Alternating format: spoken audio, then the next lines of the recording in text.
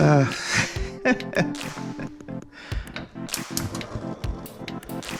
he made pan de bono yesterday, and it was absolutely delicious. And he did a wonderful job cleaning up the good old Cuisinart here, and except for the bottom of that. So, but the pan de bono was fantastic. So it's the cheese bread. I don't know if it's Colombian, but I do know that it's a cheese bread where the outside of the bread gets nice and crispy, but the inside remains spongy and cheesy. It's delicious. And he did a wonderful job of making it yesterday, didn't he? Didn't he, lady? Yeah, he did. Right? It's gonna be that kind of day. It's gonna be that kind of day. I thought I'd try to finish up this Jingle Bones, the coconut caramel and vanilla coffee from Bones Coffee that I've got up in there, and I've got one left, Oh Fudge, based on the Ralphie Christmas Story thing. It just says Oh Fudge on it, and he's wearing a bunny suit, so that's kind of what that's all about. So we're gonna finish this out. I don't know if I have enough left in here. We'll squeeze out as much as we can. I'll put what's left in here. Okay. Got some bits and pieces. We got up to 30 grams. It's interesting that like it pre-ground itself down there. I must got the bottom of a bag. I also gotta put this out. I realized I talked about this thing, but never really kind of showed it off. And I figured out the reason why it was used once. Well, there's many reasons why it was used once and then cleaned up and then put away. Mind you, this is the thing that I found at Grandma and Granddad's house in Florida, and decided, hey, I'm gonna ship this back to the house because it's just so big and chunky and metal, and it'll be great for making, for squeezing lemons and limes and oranges and whatnot like that. And it's a fascinating thing. To start with, though, it is very easy to clean. We'll get that out of the way, and then everything kind of just slots in, and then it moves, but it doesn't move that much. Here's the problem. I would say that's a standard glass. It's too big. It won't fit under.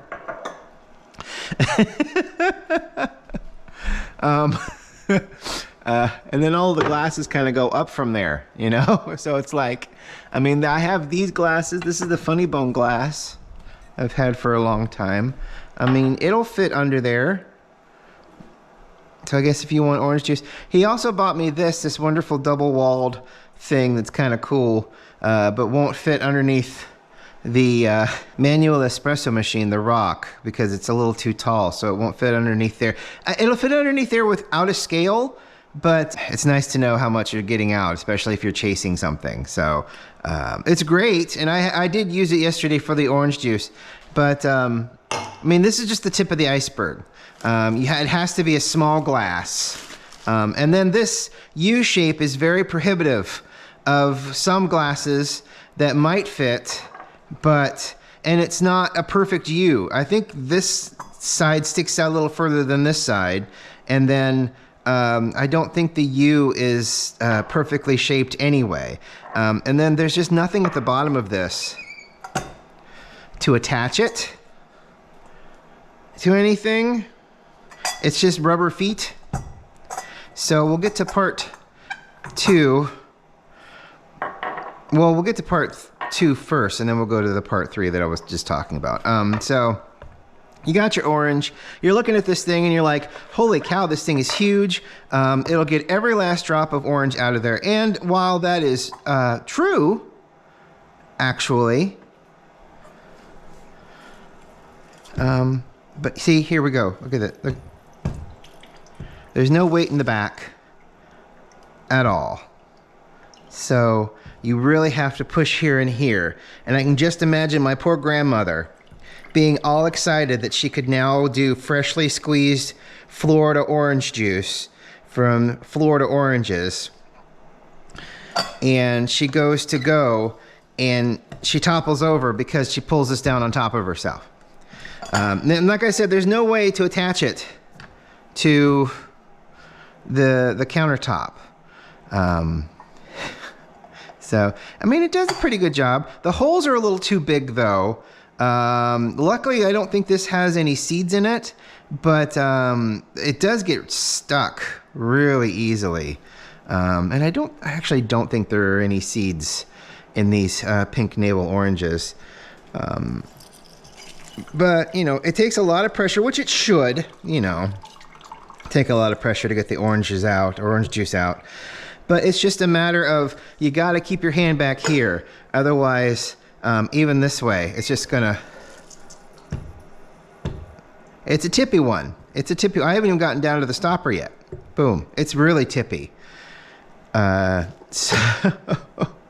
depending on what point in her life this was received as a gift or even bought. Maybe they saw that and they're like, oh my gosh, we're going to make ourselves some orange juice. It's going to be amazing. We don't have to buy it from the store anymore. And then you realized, hey, look, this is the amount of orange juice from one orange. The floaty bits aren't that bad. These oranges aren't great. They're not very flavorful. But I mean, it's fine. But yeah, these oranges are not very flavorful at all. It's actually surprising how not flavorful they are.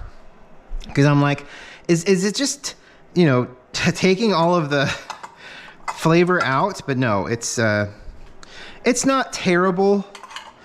But at the same time, yeah, I mean, look, that's the bottom. So it really pushed a lot of the pulp through the holes. I can't imagine what it would be like if there were seeds in it. I'm sure the thing would just fill up with seeds. So I'll clean that out like I did yesterday when I did the same thing. We've used it a couple of times. We actually used it yesterday for pineapple lime salsa. Well, it really wasn't salsa. It was just like an emulsion that we put over the chicharron that we made in the air fryer that I just remembered I'm going to have to clean out. Oh God. It's a little easier to clean out when everything is liquefied. I'll have to see what it's like. I won't open it. I'm not going to do that. That's... Whew. I just remembered we're going to have to do that now. But yeah, for Labor Day we had chicharron. And it was fantastic. Delicious, delicious thing. So I realized I kind of showed this thing its existence, and then I didn't do anything else. So here's this monstrosity that works. I'm sure key limes are going to be a lot of fun. When I go to make a key lime pie, that'll be a great time. And you're done. Perfect. Let's get these beans ground up. You're not plugged in. We moved everything around, so my lucky cat's not plugged in. I didn't win the lottery, so I don't think that there's a lot of magical properties to the lump of plastic that makes noise when its arm moves. So I'm pretty sure it's not actually magical. Ooh, we don't want espresso. We're gonna do this in the clever. Yeah, we're gonna do this in the clever. Let's do it up to a nice. I'll do it up to a 65 and we'll see what happens here.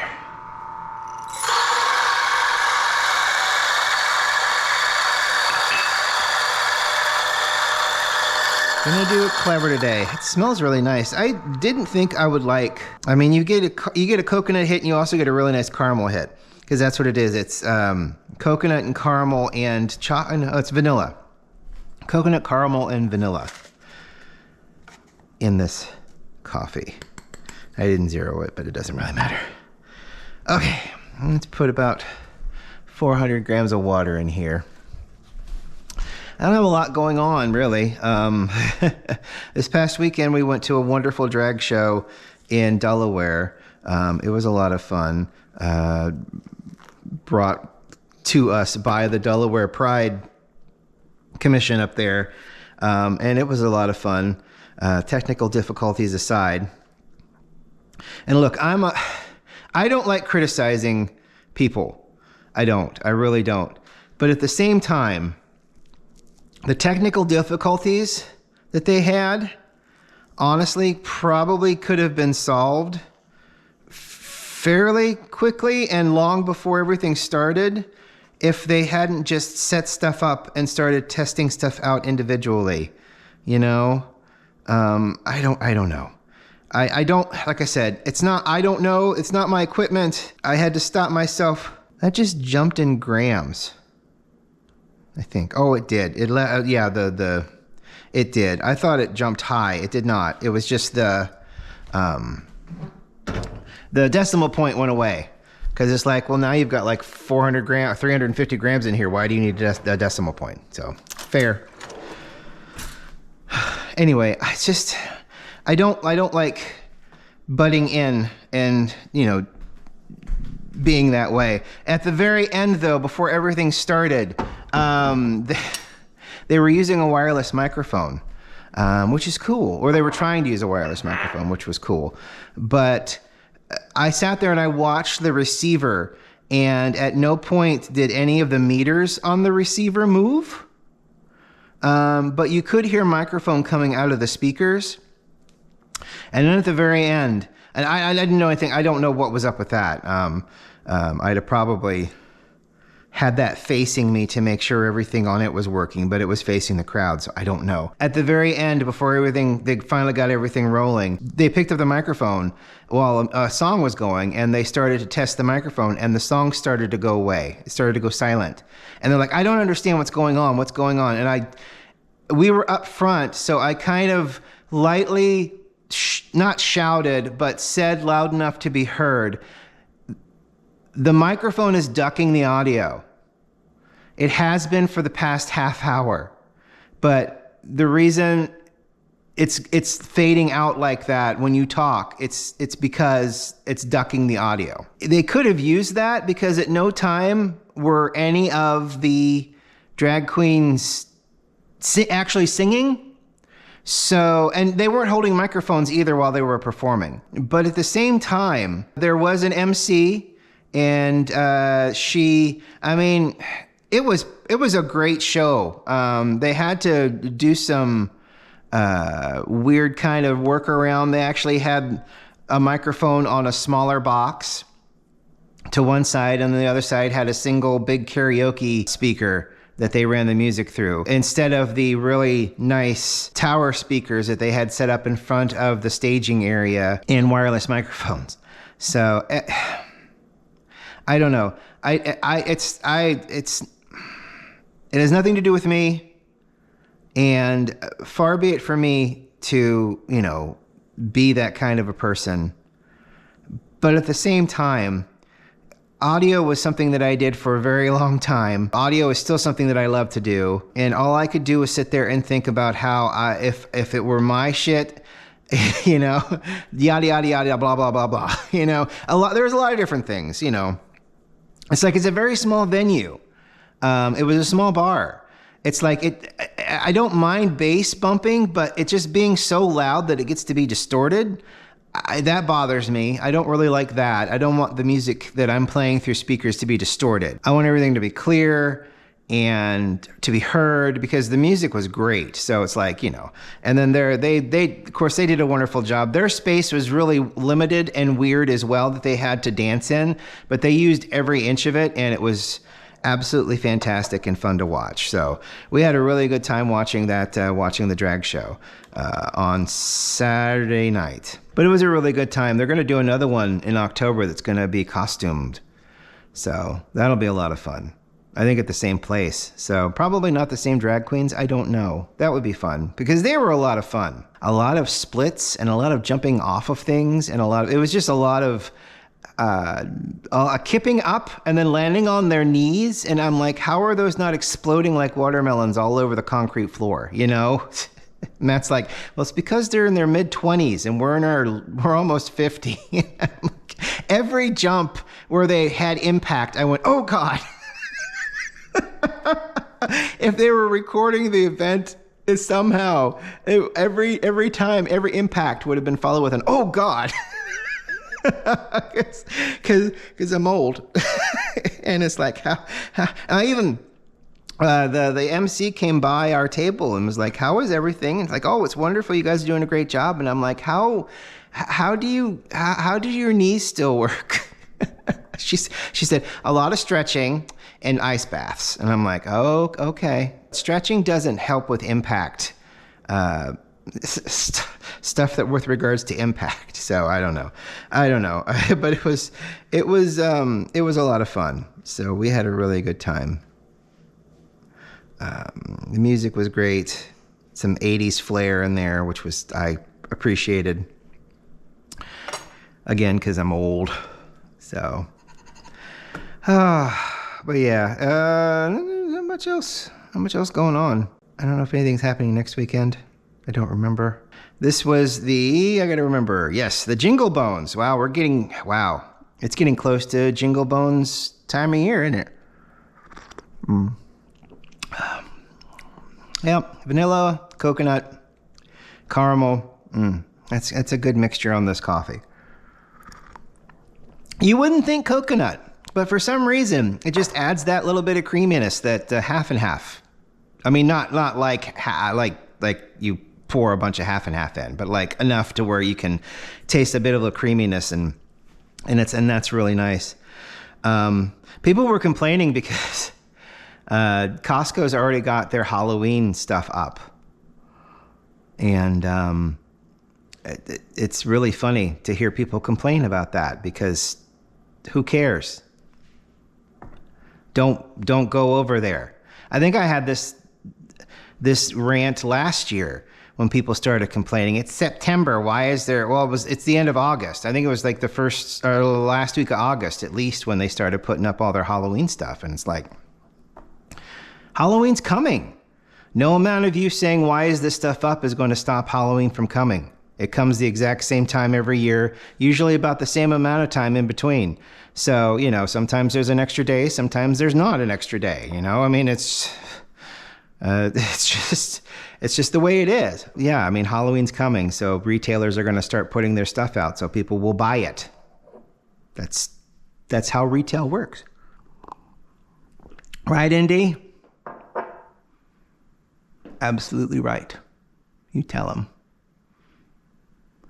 We will talk to you tomorrow. I hope you have a great day. See you later. Bye.